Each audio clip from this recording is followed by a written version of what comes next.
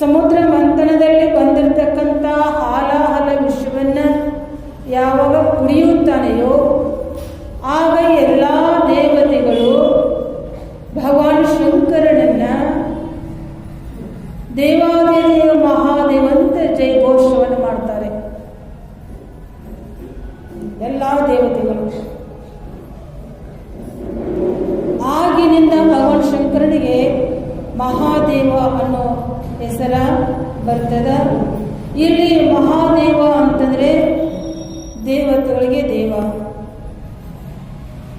ಭಕ್ತರ ಕಷ್ಟವನ್ನ, ದುಃಖವನ್ನ, ದುರಿತಗಳನ್ನ, ಪಾಪಗಳನ್ನ ನಾಶ ಮಾಡಿ ತನ್ನ ಭಕ್ತರನ್ನ ಉದ್ಧಾರ ಮಾಡತಕ್ಕಂಥ ಶಕ್ತಿ ಉಳ್ಳದ್ದೇ ಅದುವೇ ಮಹಾಮಂತ್ರ ಹರ ಹರ ಮಹಾದೇವ. ಒಂದು ಉದಾಹರಣೆ ಏನು ಅಂತಂದ್ರೆ, ಒಬ್ಬ ಯುವಕ ಆತನ ಜೀವನದಲ್ಲಿ ಬಹಳ ಕಷ್ಟ ಬಂದಿತ್ತು. ಆತನ ಶರೀರಕ್ಕೆ ಆರೋಗ್ಯ ಸರಿ ಇದ್ದಿರಲಿಲ್ಲ, ಮನೆಯಲ್ಲಿ ಬಡತನ, ಜೀವನದಲ್ಲಿ ಅನೇಕ ಕಷ್ಟಗಳ ಮೇಲಿಂದ ಮೇಲೆ ಬರ್ತಿದ್ವಿ. ಯಾವುದೇ ಕೆಲಸ ಮಾಡಿದ್ರೂ ಕೂಡ ಆತನ ಕೆಲಸ ಯಶಸ್ವಿ ಆಗ್ತಿರಲಿಲ್ಲ.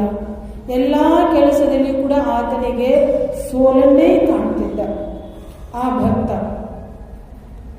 ಆ ಹುಡುಗ ಪ್ರತಿದಿನ ಕಣ್ಣೀರನ್ನು ಹಾಕ್ತಿದ್ದ.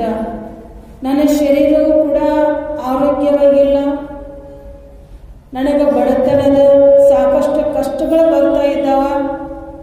ಅಷ್ಟೇ ಅಲ್ಲದೆ ನಾನು ಯಾವುದೇ ಒಂದೇ ಕೆಲಸ ಮಾಡಿದರೂ ಕೂಡ ಆ ಕೆಲಸ ಯಾವುದೂ ಪೂರ್ಣ ಆಗ್ತಾ ಇಲ್ಲ.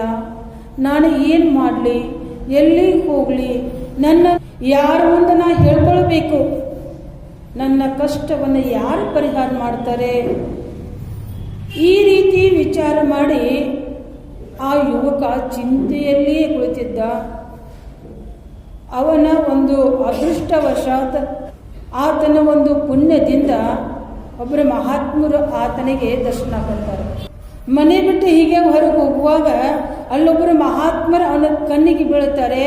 ಆ ಯುವಕ ಏನು ಮಾಡ್ತಾನೆ ಅಂತಂದ್ರೆ, ಆ ಮಹಾತ್ಮರನ್ನು ನೋಡಿ ಅವ್ರ ಹತ್ತಿರ ಓಡೋಗಿ ಅವರ ಪಾದಕ್ಕೆ ನಮಸ್ಕಾರ ಮಾಡಿ ಕೈ ಮುಗಿದು ತನ್ನ ನೋವನ್ನು ಎಲ್ಲ ಹೇಳ್ಕೊಳ್ತಾ ಇದ್ದಾನೆ. ಆತನ ತನ್ನ ಕಷ್ಟಗಳು ಎಲ್ಲವನ್ನ ಮಹಾತ್ಮರ ಮುಂದೆ ಹೇಳ್ಕೊಳ್ತಾ ಇದ್ದಾನೆ.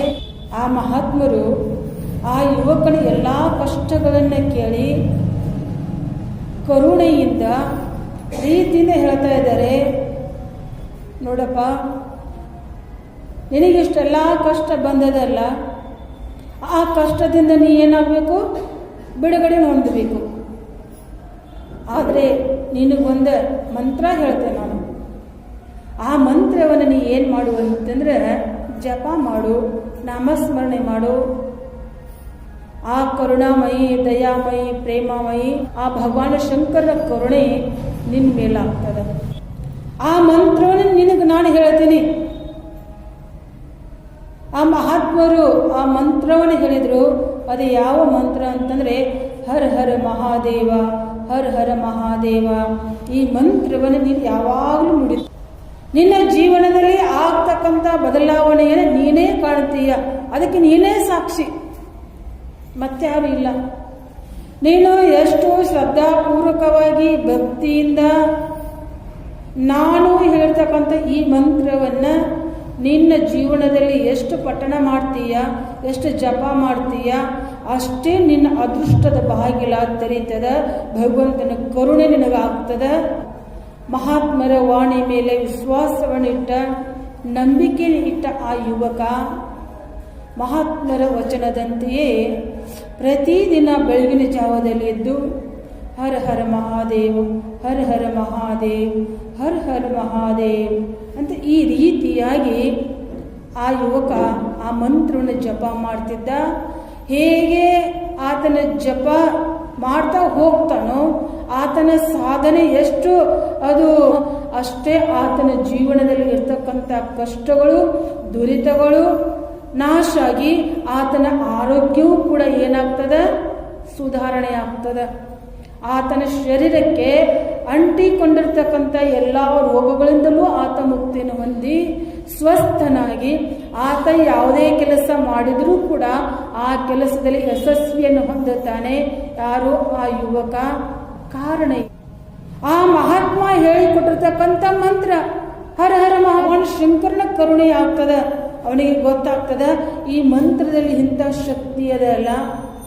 ಈ ಮಂತ್ರ ನನ್ನ ಜೀವನವನ್ನೇ ಬದಲಾವಣೆ ಮಾಡಿತು, ನನ್ನ ಎಲ್ಲ ಪಾಪಗಳನ್ನು ಸುಟ್ಟು ಭಸ್ಮ ಮಾಡಿತು. ಭಗವಾನ್ ಶಂಕರನ ಕರುಣೆ ನನ್ನ ಮೇಲೆ ಆಯ್ತಲ್ಲ ಅಂತ ಆ ಯುವಕನಿಗೆ ಪ್ರತ್ಯಕ್ಷವಾಗಿ ಅವನಿಗೆ ಏನಾಯ್ತು ಗೊತ್ತಾಗ್ತಾ ಹೋಯಿತು. ಆ ಭಕ್ತನ ಎಲ್ಲ ಕಷ್ಟಗಳ ನಾಶ ಮಾಡಿ ಆತನನ್ನು ಸ್ವಸ್ಥವನ್ನಾಗಿ ಮಾಡ್ತಾನೆ. ಅದು ಯಾರು ಅಂತಂದ್ರೆ ಭಗವಾನ್ ಶಂಕರನ ಮಹಾಮಂತ್ರವೇ ಹರ ಹರ ಮಹಾದೇವ್, ಹರ ಹರ ಮಹಾದೇವ್. ನಾವು ಮಾಡಿರ್ತಕ್ಕಂಥ ಪಾಪಗಳಿಂದ ನಾವು ಮುಕ್ತಿ ಹೊಂದಬೇಕಾದರೆ ಹರ ಹರ ಮಹಾದೇವ್ ನಾವು ಅನ್ಬೇಕು. ಭಕ್ತರ ದುಃಖಗಳನ್ನ ಕಷ್ಟಗಳನ್ನ ಹರಣ ಯಾರ ಮಾಡ್ತಾರಲ್ಲ ಅವನಿಗೆ ಮಹಾದೇವ ಅಂತ ಕರೀತಾರೆ. ಭಕ್ತರ ದುರಿತಗಳನ್ನ ನಾಶ ಮಾಡುವವನೇ ಮಹಾದೇವ. ಆ ಭಗವಾನ್ ಭೋಲೆನಾಥ, ಆ ಶಿವಶಂಕರ ಅಂತ ಭಗವಂತನ ನಾಮಸ್ಮರಣೆಯನ್ನ ನಾವು ಏನು ಮಾಡಬೇಕು? ಸದಾ ಸದಾ ನಮ್ಮ ನಾಲಿಗೆ ಮೇಲೆ ಬರ್ತಾನೆ ಇರಬೇಕು.